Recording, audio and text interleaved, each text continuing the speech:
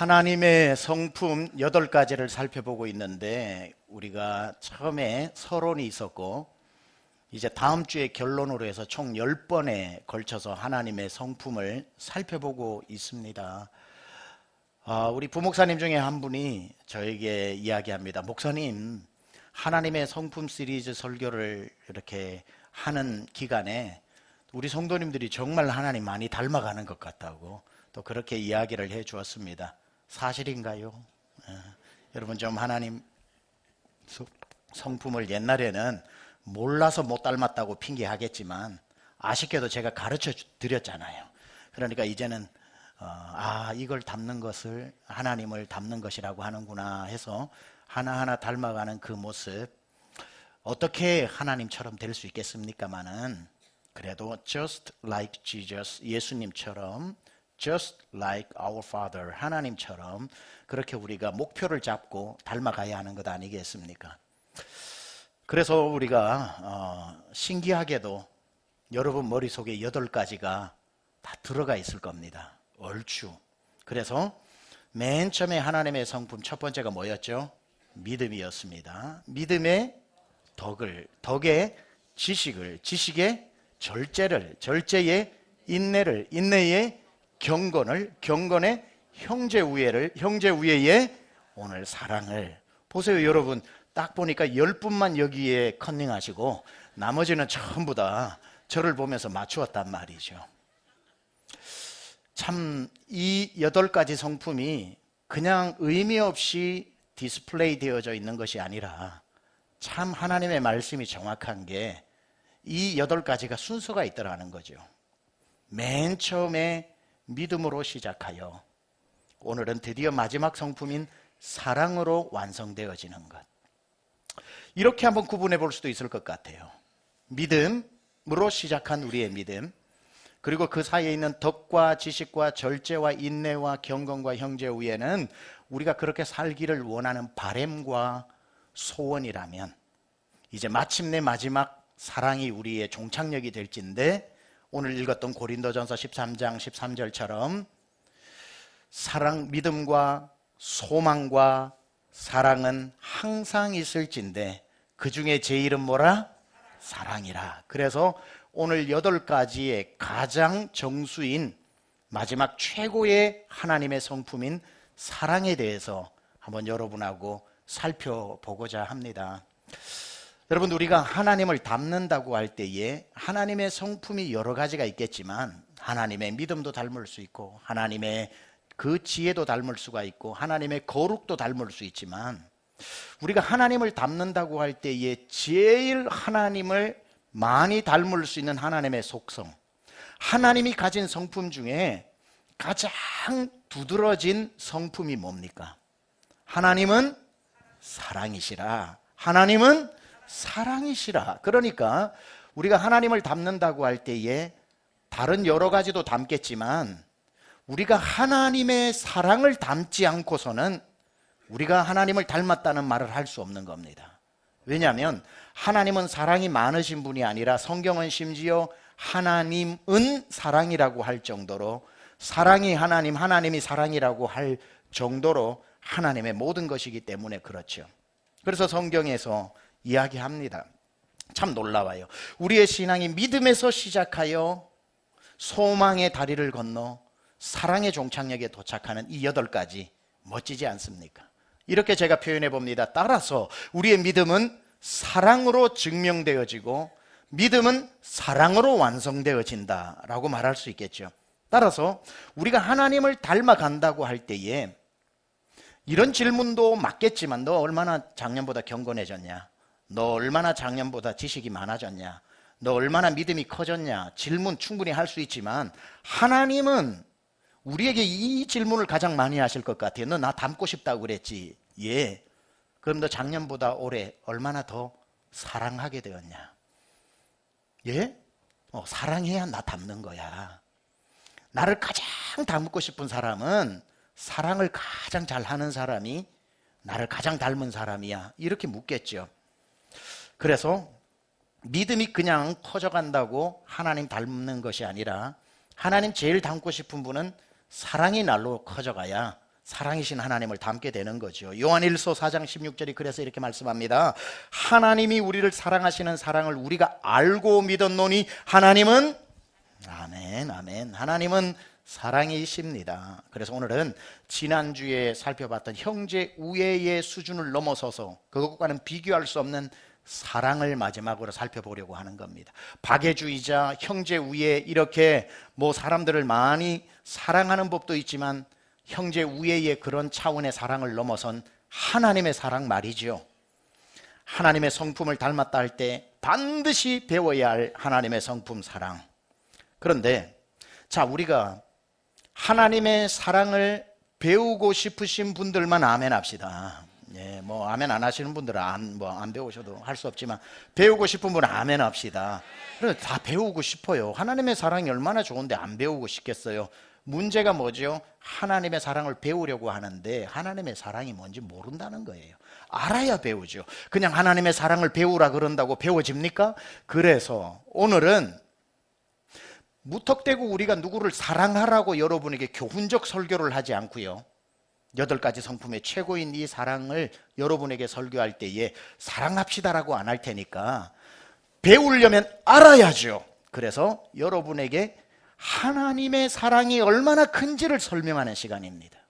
그래서 하나님의 사랑의 크기를 오늘 아시고 그 사랑을 맛보시고 그 사랑을 누리시고 그 사랑을 채우셔서 자연스럽게 내게 들어온 사랑이 흘러갈 수 있기를 축원합니다.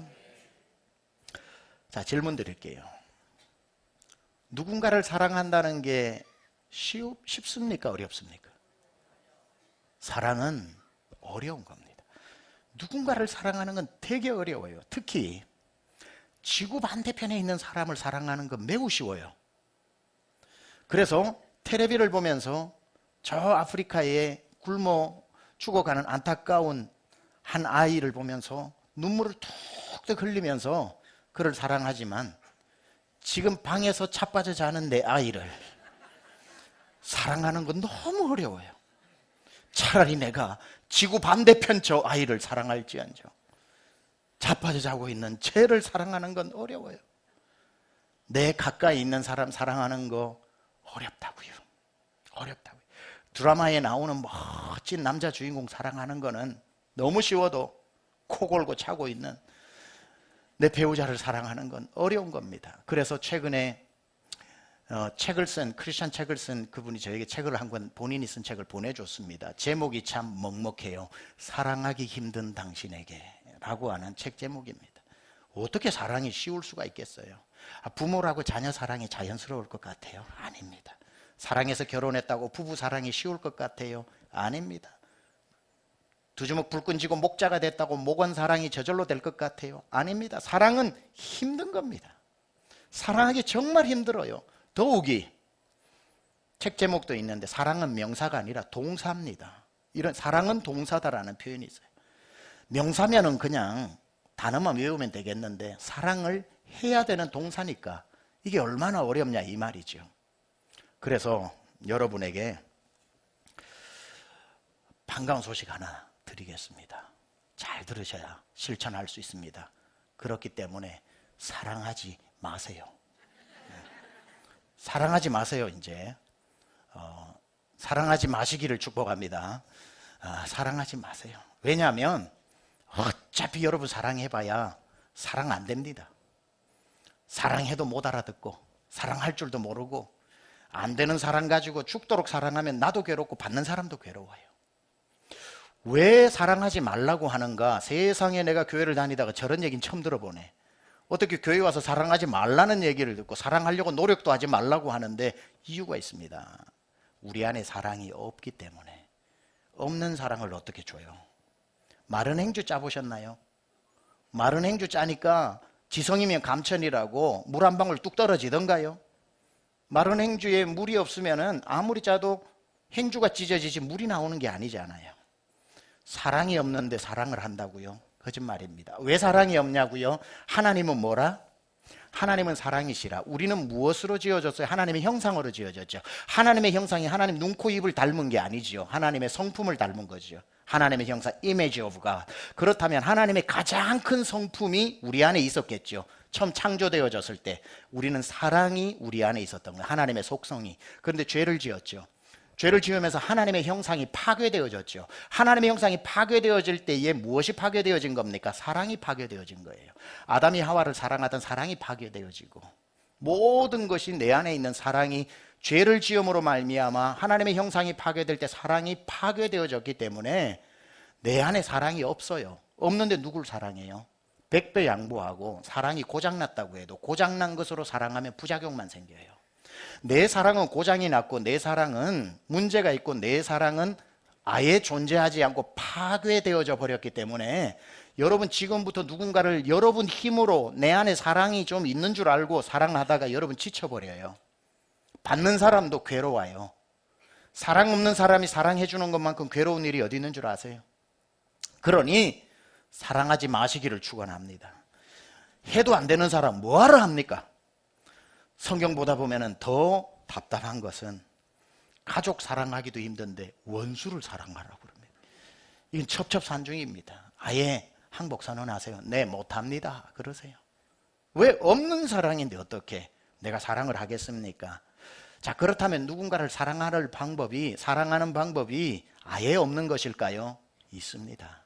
그래서 오늘 가르쳐 드리는 거예요.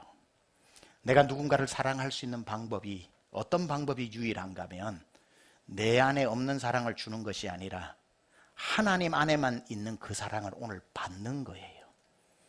내가 예수님을 믿음으로 말미암아 내 안에 하나님의 형상이 회복되어지면서 사랑의 근원이신 하나님을 내 마음에 영접하고, 오늘도 여전히 큰 사랑으로 계시는 하나님의 사랑이 내게 부어지면, 내 안에 드디어 없던 사랑이 하나님의 사랑으로 채워지면 사랑할 수 없는 사람도 사랑할 힘이 생기고, 사랑하려고 노력하지 않아도 넘쳐서 흐르기 때문에 사랑이 전달되는 거예요. 따라서 오늘 여러분에게 사랑하라는 윽박지르는 설교하지 않고 하나님의 큰 사랑을 맛보라고 말씀드리는 거예요. 하나님의 큰 사랑을 받으라고 말씀드리는 거예요. 하나님의 큰 사랑이 오늘 이 예배 가운데 여러분에게 부어지기를 축원합니다. 그 사랑이 안 채워지니까 사랑을 못하는 거죠. 미국의 햄버거 가게 중에 제일 유명한 곳 중에 하나의 햄버거 샵 이름이 인앤아웃 버거가 있습니다. 인앤아웃 버거. 미국 우리 교회는 많이 다녀오신 분들 계시니까. 인앤아웃 버거 뜻이 뭡니까? 아주 쉬워요. 들어오고 나가고입니다. 들어오고 나가고, 들어와서 먹고 나가라 이거죠. 나가서 선전하라는 겁니다. 근데 인앤아웃 버거 그 음료수병 밑에 보면은, 그 종이컵 밑에 보면은 요한복음 3장 16절이 적혀 있어요. 크리스찬 오너겠죠. 와서 사랑을 경험하고 햄버거를 먹고 전 세계로 가라. 요게 심플한 인앤아웃입니다. 그대로 적용해 볼게요. 아웃으로는 우리가 못 삽니다. 인이 있어야 아웃이 있는 거죠. 인풋이 있어야 아웃풋이 있는 거죠. 내 평생 내 안에 없는 거, 마른 행주 짜듯이 자녀를 사랑하고 가족을 사랑하고 목원을 사랑하고 성도를 사랑하고 선교사의 심정으로 회사 가가지고 회사 직원을 사랑한다. 노력하지 마세요. 안 됩니다. 고생만 하다가 지칩니다. 따라서 인이 있어야 됩니다. 인이 있어야 아웃이 있는 거예요. 그래서 하나님의 사랑이 오늘 여러분에게 채워지다 못해 넘쳐 흐르기를 축원합니다. 여러분 사랑해봐서 안 되잖아요. 오늘 와서 앉아있는 여러분의 마음에 사랑의 창고가 텅 비었는데 어떻게 사랑을 할 수 있습니까? 따라서 오늘 예배 시간이 뭡니까? 여러분의 비어있는 통을 가지고 와서 이 찬양을 드리는 겁니다. 오 주님 채우소서, 나의 잔을 높이 듭니다. 하늘 양식 내게 채워주소서, 넘치도록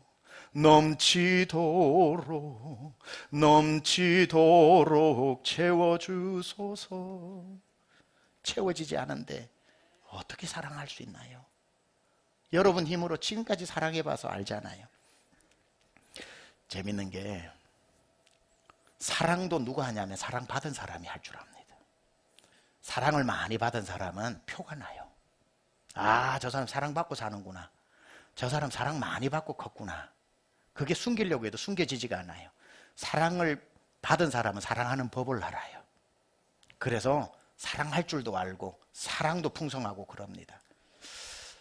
여러분 담임 목사는 이렇게 몇 년 동안 지켜보니 얼굴이 사랑받은 얼굴 같아요? 아니면 사랑 하나도 못 받은 얼굴 같아요? 네? 권사님 어떤 것 같아요? 사랑받는 얼굴인 것 같아요. 사랑 많이 받고 자란 것 같아요. 예, 표가 나요? 예. 저는 사랑을 많이 받았습니다. 사랑을 많이 받아서 감사해요. 저희 부모님 학교도 제대로 못 다니신 분이고 농사 지으시고 저 산골에 18가구 사는, 저도 어릴 적부터 나무하고 소 키우는 게 제 일상, 학교 갔다 오면 해야 되는 일이고, 학교 갔다 와가지고 예습 복습하면 야단 맞았고, 공부는 학교에서 하는 거지 어디 집에 와서 공부를 하냐고, 그래서 집에서 일해야 되고 뭐. 그런데 감사하게도 배움이 짧은 부모님인데도 저희 어머니가 사랑을 많이 주셔서 사랑이 부족함이 없어요. 한 십리길 가는 길 오는 길 1시간 국민학교 마치고 책가방 뒤에 메고 도시락 소리 딸가닥 딸가닥 나면서 집에 막 뛰어오는데, 마당으로 들어오는데 뭐 대단한 일 하고 왔다고, 언제나 들어올 때 저는 전쟁에서 승리하고 온 사람처럼 소리를 칩니다. 엄마 내 왔다, 엄마 내 왔다 하면 뒷밭에 있든지 앞에 논에 있든지 부엌에 있든지 어디에 계시든지 상관없이 그 소리 들으면 부지갱이 던지고 홈이 던지고, 어머니가 마당까지 나와가지고 어이구 우리 최 대통령 왔나 그래요. 최 대통령. 저를 항상 대통령이라고 불렀습니다. 지금도 죄송한 게 대통령이 못된 게 죄송한데, 우리 최 대통령 왔나 해가지고 그 입술로 얼굴 전체를 뽀뽀를 하면서 매일 그렇게 맞아주셨습니다. 그래서 그 사랑이 목마른 적이 없었어요. 사랑을 받으면 사랑이 흘러나가는 거죠. 사랑받으면. 그런데 뭐 좋은 집안에 태어나고 안 좋은 집안에 태어나고 잘 사는데 못 사는데 상관없이 이 사랑이 부족하고 어릴 적에 부모님 사랑 못 받고 이렇게 되면 부모가 되어 자식을 사랑하는 법을 잘 몰라요. 안 사랑하는 게 아니라 서툴어서, 사랑할수록 자식이 고마워하는 게 아니라 상처받기도 하고, 나는 사랑해 주는데 자식들이 부담스러워가지고 그만하라고 자꾸 야단치기도 하고, 안 사랑하는 게 아닌데. 특히 예전에 들었습니다마는 더욱이 상담심리학자 교수님이 강의 중에 이런 말을 하더군요. 여성들 중에도 40%는 모성애를 가지고 있지 않다는 거예요. 다 엄마라고 모성애를 가지는 게 아니라 특별히 모성애가 많은 사람이 있고 모성애가 그렇게 많지 않은 사람, 또는 없다고 말할 정도의 사람도 있는데, 그러다가 엄마가 되었으니 세상 모든 엄마는 자녀를 사랑해야 된다는 내 안에 모성애가 있거나 없건 책임감이라는 게 있잖아요. 내 안에 사랑할 모성애가 없는데 자식을 사랑해야 한다고 하니 얼마나 힘들겠어요. 부모는, 그 엄마는 안 괴롭겠어요? 왜 남들은 자녀를 낳고 눈에 넣어도 안 아프다고 그러는데 왜 나는 자녀 키우는 게 이렇게 어렵지?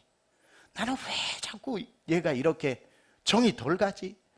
왜 속상한 일만 생각나지? 부모는 이런 마음 가지면 안 되는 거잖아 하면서 자기 자신을 용납하지 못하고, 자녀는 점점 내가 사랑을 한다, 사랑하니까 그렇지, 엄마가 다 너 위해서 그런 거잖아, 이 분명히 사랑인데 자녀는 점점 귀를 막아버리고 방에서 나오지 않는, 내가 누군가를 사랑한다는 게 힘든 거예요. 사랑은 어려운 겁니다. 내가 아무리 노력해서 사랑해도 그 사랑이 고장나고 비어있는 사랑이면, 줄 사랑이 없으면, 배운 것이 없고 방법도 모르니, 에릭 프롬도 사랑의 기술이라는 책을 썼죠. 사랑은 본능이 아니라 배워서 기술적으로 사랑하는 법도 배워야 되는데, 어릴 적에 부모님이 한 번도 사랑하는 법, 서로 인격적인 대화를 나누는 법, 무슨 기념일이라고 서로 챙기는 것도 보지 못하고 그런 불우한 가정에서 자란 사람이 가정을 이루었을 때 본 게 있어야지, 배운 게 있어야지. 어떻게 남편이 아내를 사랑하고 아내가 남편을 사랑하는지를 본 게 없다 보니까 사랑해야 한다는 책임감 때문에 서로를 사랑하는데, 사랑할수록 고슴도치 사랑이 되어 더 아프게 되는 거죠. 나는 사랑인 줄 알고 했는데, 이게 관심인 줄 알고 했는데, 나중에 보니 그게 의처증이라고 그러고 그게 의부증이 되는 건데, 충격을 받는 거예요. 나는 사랑이라고 했던 게 이게 병원에 가니까 병이라고 이야기를 하니 사랑하는 법을 몰랐던 거죠. 사랑하는 방법을 몰랐던 거죠.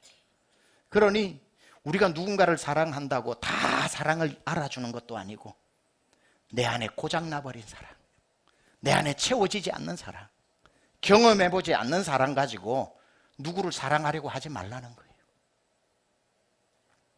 그럼 아예 방법이 없는가? 아니, 있다니까요. 이렇게 질문할 수 있습니다. 목사님, 그럼 난 너무 늦은 건가요? 내가 어린 시절로 돌아갈 수 없잖아요. 내가 다시 부모님을 바꿀 수 없잖아요. 내가 부모님한테 사랑 못 받고 학교 갔을 때 선생님 6학년 졸업할 때까지 내 이름 기억도 못하고 친구들 그렇게 많아도 한 번도 끼워주지 않고 부모에게, 친구에게, 선생님에게 사랑 한 번 못 받고 나 이렇게 자라서 사랑이 서툰데, 사랑이 너무 힘든데, 힘을 다해 사랑해 봤는데 자꾸 부작용만 생기는데 나 너무 늦은 건가요? 그분에게 말씀드립니다. 절대로 늦지 않았습니다. 40이 되었든 70이 되었든, 아니 이 중에 90이 되신 분이라도, 비록 그렇게 삶을 살아왔을지라도 오늘 이 시간에 여러분 해결할 수 있는 방법이 있어요. 그건 뭐냐면 부모 사랑과도 비교할 수 없고 선생님 사랑과도 비교할 수 없고 친구 사랑 정도로 비교할 수 없는 어마어마하게 큰 사랑을 오늘 받으면 되는 거예요. 그 사랑은 누구의 사랑인가? 하나님 아버지의 사랑.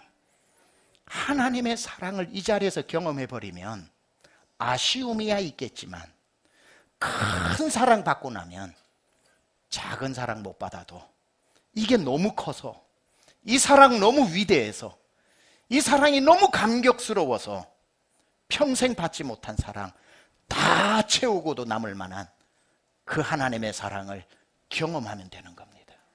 그래서 하나님 아버지의 내 안에서 짜내어서 누군가를 사랑하는 게 아니라 그 큰 사랑이 내 안으로 들어오게 되면 나도 회복되고, 회복되어서 내게 넘치는 하나님의 사랑으로 자녀를 키우고 부부간에 대하고 모건 식구를 대하고 회사에 가서 직장 동료를 대할 때에 나를 사랑하고 가까이 갈수록 도망가던 사람들이 제대로 된 사랑을 받기 시작할 때 자녀가 변하고 부부관계가 회복되고 목장이 은혜로워지게 되고 그렇게 살아나는 역사가 일어나게 되는 겁니다.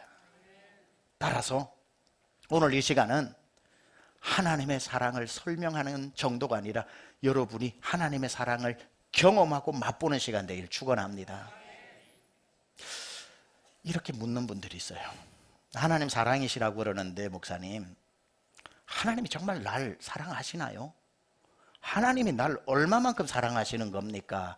라고 자꾸 하나님의 사랑을 의심하거나 그게 실감이 안 오는 사람이 있는 것 같아요. 그래서 혹자는 이런 말을 합니다. 하나님이 우리를 사랑하시는 것은 하나도 어렵지 않지만 하나님이 우리를 사랑하신다는 것을 납득시키기를 어려워하신다. 하나님은 우리를 사랑하시는 건 변함이 없는데 하나님이 사랑하시는 것보다 더 어려워하시는 것은 야, 내가 널 사랑한다고 라고 우리를 설득하는 게 더 어렵대요. 여러분, 하나님이 여러분 사랑하시는 거 믿으시기 바랍니다. 못 믿는 분들이 많거든요. 뭐 내가 뭔데 그 양반이 날 사랑해? 하나님이 당신을 얼마나 사랑하시냐면, 잘 들으세요. 자기의 하나밖에 없는 아들을 아무것도 아닌 나와 당신을 위해 대신 죽으시기까지 사랑하셨다는 거예요. 하도 많이 들어 감동도 없죠. 여러분 아들을 옆집 애 살리겠다고 죽일 사람 있습니까? 옆집 아무 나랑 상관없는 저 아이 살리려고 내 아들 죽이는 부모 있습니까? 하나님이 나를 얼마나 사랑하시면 내가 뭔데 당신이 나를 위해 나 살리려고 당신 아들을 죽이시냐는 거예요. 세상에 이보다 더 충격적이고 이보다 더 프랜시스 첸의 말처럼 미쳤고 이보다 더 뜨거운 사랑이 어디 있습니까? 날 살리려고 자기 아들을 십자가에 매달아 아버지하고 외치는 아들의 소리를 외면해. 나 살리려고 자기 목숨을 버린 사랑을 우리가 받고 있는데 더 제가 증명할 필요가 있나요? 하나님 여러분 이만큼 사랑하신다고 제가 또 딴 증거를 찾아야만 하나요? 자기 아들을 아끼지 않고 우리에게 주신 사랑을 지금 우리가 받았단 말이죠. 요한일서 4장 10절. 사랑은 딴 데 어디에 있는 게 아니라 잘 들으라는 거예요. 사랑은 여기 있다. 이 사랑을 한번 들어봐라. 어떤 사랑? 우리가 하나님을 사랑한 것이 아니다. 우리는 하나님이 있는 줄도 모르고 나를 위해 죽었는데도 뭘 죽었냐고 하나님의 하신 일을 폄하하기는 하고 하나님 사랑하지도 찾지도 그분을 구하지도 않았던 때부터 하나님은 우리를 사랑하사 우리 죄를 위하여 화목제물로 그 아들을 보내시고 죽이시고 우리를 살리셨다는 것. 더 사랑의 증거가 필요하십니까? 하나님이 나에게 자기 아들을 주셨다는 것만큼 날 사랑하는 강력한 표현이 어딨냐 이 말이에요. 그러니 여러분 사랑하기 힘든 여러분, 여러분에게 없는 사랑 짜내어서 사랑하려다가 지친 여러분, 나 도저히 우리 집에서 못 살겠다, 이 사람은 못 살겠다, 이 직장 못 다니겠다, 이 목장 더 이상 안 되겠다, 그렇게 지쳐버린 여러분, 사랑을 포기하기 전에 아니면 주님 앞에 나와서 회개하면서 더 사랑하게 해주세요, 더 사랑하게 해주세요, 더 사랑하게 해주세요 해서 여러분을 또 학대하기 전에 아무것도 하지 말고 제발 좀 사랑하지 마세요. 제발 좀 사랑하지 마세요. 제발 여러분의 힘으로 사랑하겠다고 우격다짐하지 마세요. 사랑 안 되거들랑 하지 마세요. 할 능력 없다는 뜻이니까. 그때에 사랑하지 말고 주님 앞에 그냥 앉으세요. 하나님. 그리고는 누굴 사랑하지 생각하지 말고 내가 지금 어떤 사랑을 받고 있는지를 묵상하세요. 와, 도대체 내가 뭔데 바다의 모래알보다 많은 사람 중에 나를 택하시고 자기 생명을 주셨을까? 아니 도대체 내가 뭔데 하늘의 별보다 사람 숫자 많은 중에 나를 골라 자기 자녀 삼으셨을까? 하나님 크신 사랑은 측량 다 못하네. 놀래야 합니다. 그 사랑 앞에 압도되어야 합니다. 뭐지 이거? 왜지? 왜 나 같은 사람이 생명 주셨지? 그 사랑을 묵상하고 그 사랑에 잠기고 그 사랑에 압도되어지고 그 사랑으로 채워지고 나면 이제 이런 생각에 이르게 됩니다. 이 큰 사랑 받은 내가 염치가 있지. 이런 거 하나 내가 사랑에 힘들어하고 이런 것 하나의 사랑에 인색했나. 큰 사랑이 찾아오면 작은 사랑이 저절로 되어지는 것. 사랑하지 말고 사랑되어지기를 축원합니다. 이걸 누가 얘기했냐면 나 사랑하려고 하지 않았는데도 사랑하게 되어지는 것을 보고 바울은 이런 멋진 표현을 썼습니다. 그리스도의 사랑이 나를 강권하시는도다.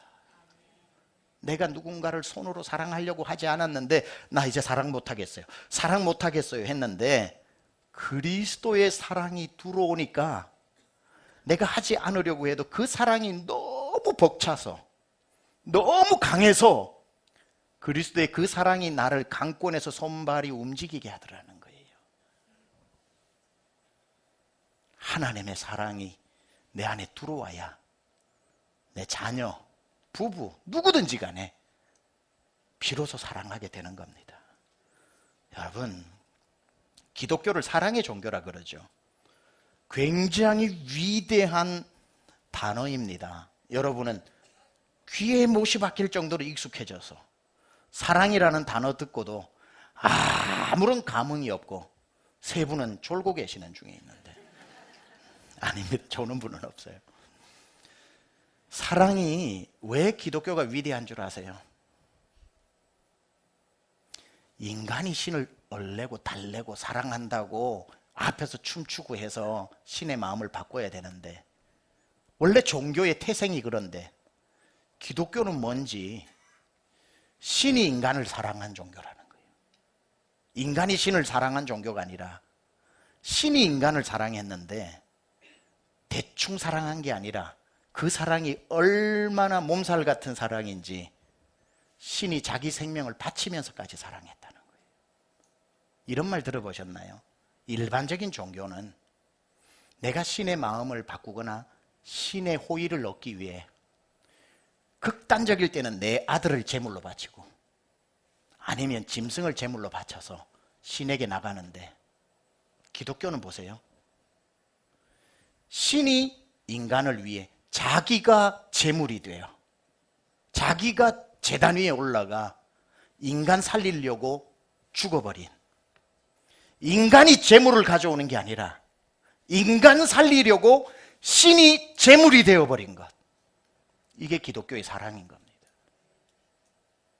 내가 뭔데 나 살리려고 하나님이 나 대신 제물이 되어 자기 아들을 제단 위에 제물로 드리셨다.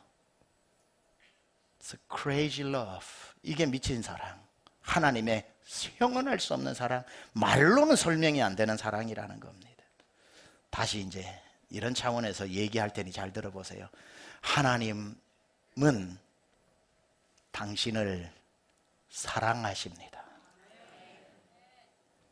자, 이게 너무 당연하다고 했는데 안 당연하게 한번 표현해 볼게요. 하나님은 여러분을 좋아하시는 게 아니라 사랑하십니다. 좋아하는 것과 사랑의 차이를 아시나요? 이런 글귀가 있더군요.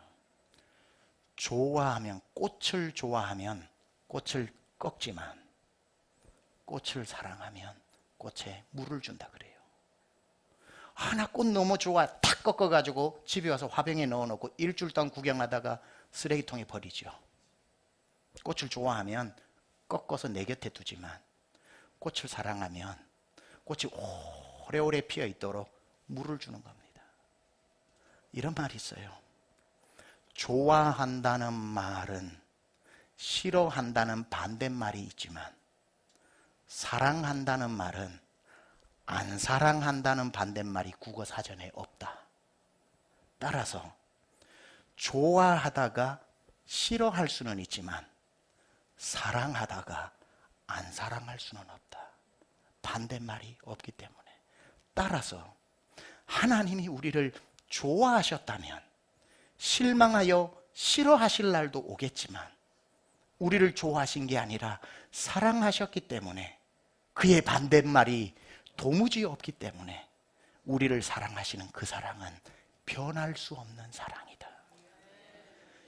영원히 변치 않는 사랑, 성도여 찬양하세.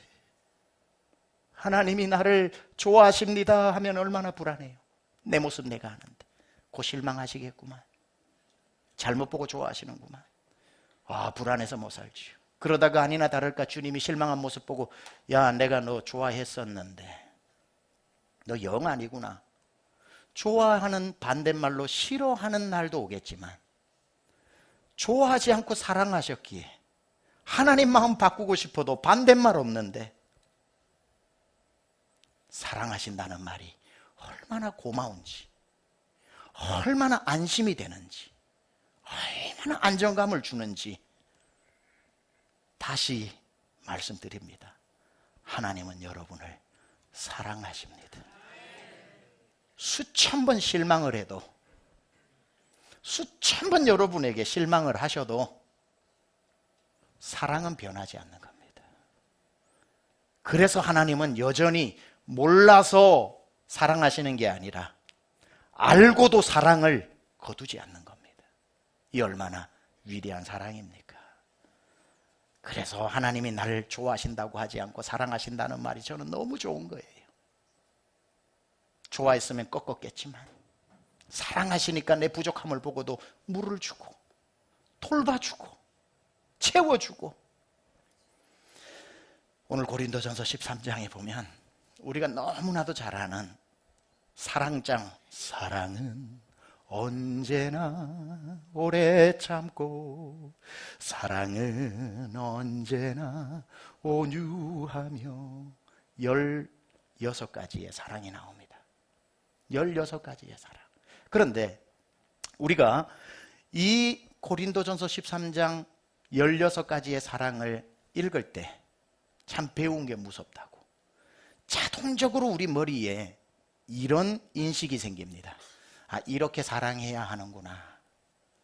내 가족에게, 내 아는 사람에게 사랑은 오래 참아줘야 되는 거구나. 잘 돼도 시기하지 말아야 되는 거구나. 내 잘난다고 또 사람 앞에 교만하지 말아야겠구나. 이렇게 내가 누군가를 사랑하는 것으로 이 구절을 너무 쉽게 읽어버리는 거예요. 그게 아닙니다. 이 구절은 그 목적으로 쓰여진 게 아니라 그것도 포함하고 있지만 이 구절을 읽을 때 여러분은 그렇게 읽으면 안 돼요. 이 구절을 읽을 때 이렇게 생각해야 됩니다. 아, 하나님이 날 이렇게 사랑하시는구나. 내가 누군가를 이렇게 사랑해야 하는구나가 아니라 아, 하나님이 날 지금까지 이렇게 사랑하셨구나. 하나님은 날 이렇게 참아주셨구나. 사랑은 언제나 오래 참고. 하나님 안 참았으면 이 자리에 계시는 분 10분의 1로 줄었을 수도 있어요. 참아주셨구나. 사랑은 언제나 온유하며. 주님 나보면은 화날 일이 한두 번도 아니실 텐데 영어 표현을 하자면 매일 이러셔야 되는데 두고 보자, 두고 보자, 두고 보자. I'm watching over you. 근데 주님은 그렇게 하지 않고 사랑은 두고 보는 게 아니라 온유한 것이라서 잔잔한 미소로 바라보시며 나를 밀어주시네. 괜찮다. 일어나 걸어라. 이런 사랑을 받고 있는 거죠.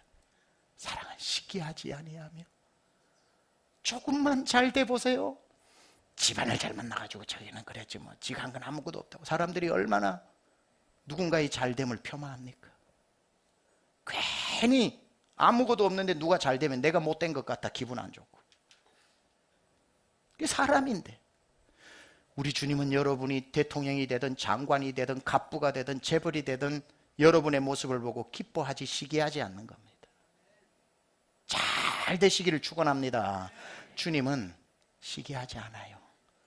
사랑은 시기하지 않으며. 16가지를 여러분 집에서 묵상하세요.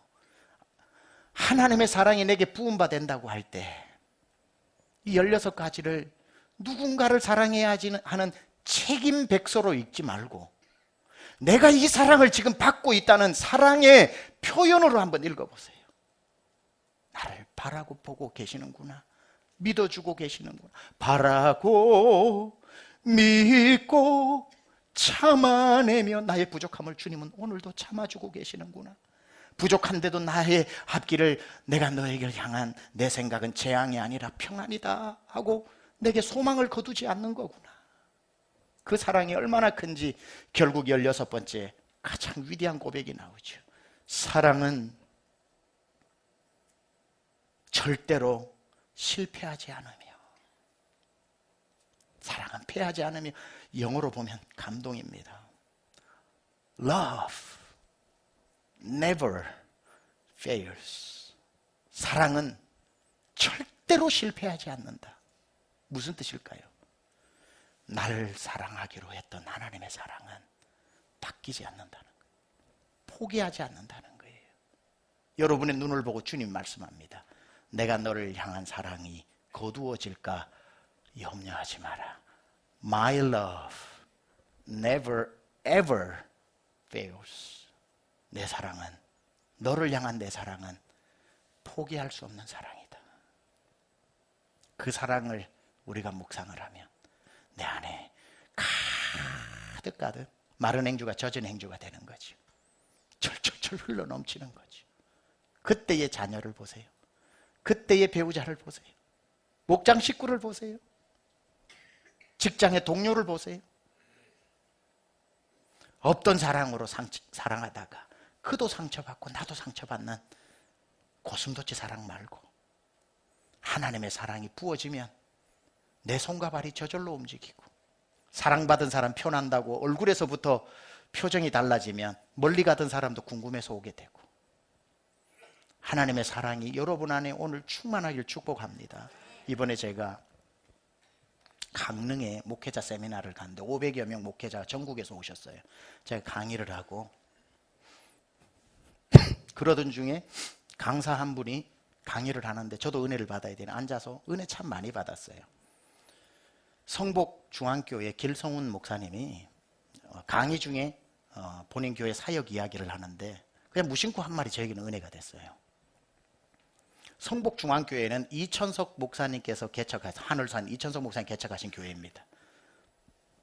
길성훈 목사님이 5대 목회장인가 그래요. 그런데 그 교회가 고려대학교 앞에 있어요. 고려대학교 앞에 있다 보니까 대학생 사역을 해야 되는데 지방에서 올라온 학생, 외국에서 온 학생, 그리고 이런저만한 학생들 때문에 아침 식사를 못하고 학교 가는 학생들이 많아서 이 교회가 새벽 만나 사역을 했는데 그냥 대학생들 아침 먹고 가라는 사역이에요. 적을 때는 80명, 많을 때는 수백 명이 옵니다. 매일 아침, 주말 빼고 11년째 하고 있어요. 11년째 하다 보니까 뭐 기쁠 때도 있겠지만 진이 빠질 때도 있겠죠. 성도님들이 아침마다 나와서 그 일을 해야 하니까. 제가 다음 주부터 한다 그러면 여러분 막 할렐루야 하시지 않을 거잖아요. 아유, 돈 주고 사람 부르지. 분당에 있는 어느 교회가 막 여전도에 바자를 하니까 보니까 목사님이 충격을 받았는데, 여전도에 일하러 왔는데 보니까 도우미 아줌마가 한 10명 왔더랍니다. 본인이 안 오고 돈 보내가지고. 뭐 그런 일이 일어날 수 있죠. 그러니 매일 나와서 발런티어로 섬긴다는 거 어렵죠. 그런데 특히 대학생 사역은 진이 빠지는 사역이에요. 왜냐하면 4년 졸업하고 그 옆에 직장 잡아서 등록하고 다니면 열매라도 있는데 졸업하면 다 직장 잡아 가버리니까 밥 먹이고도 남는 게 없어요. 그리고 밥 먹었다고 간다고 인사하러 오는 학생도 거의 없었겠지요. 11년을 그 사역을 하다 보니까 성도님들의 얼굴에 지쳤더라 합니다. 목회자도 눈치가 있는데 아니나 다를까 성도님 대표가 와가지고 목사님 이제 그만하면 안 될까요? 그러니까, 왜요? 그러니까, 이거 밑 빠진 독에 물 붓기입니다. 아무리 해도 열매가 없는데 계속 해야 하나요? 성도의 사정 다 아니까 목회자가 당장 그 앞에서 안 된다고 할 수는 없고 하나님한테 기도해 볼게요. 기도를 하는데 하나님이 마음에 어떤 감동을 주셔가지고 그 수고하시는 분들을 모아놓고 이렇게 얘기를 합니다. 이 사역 계속 합시다. 아유, 목사님 기도를 했는데 주님이 이런 마음 주시더라고요.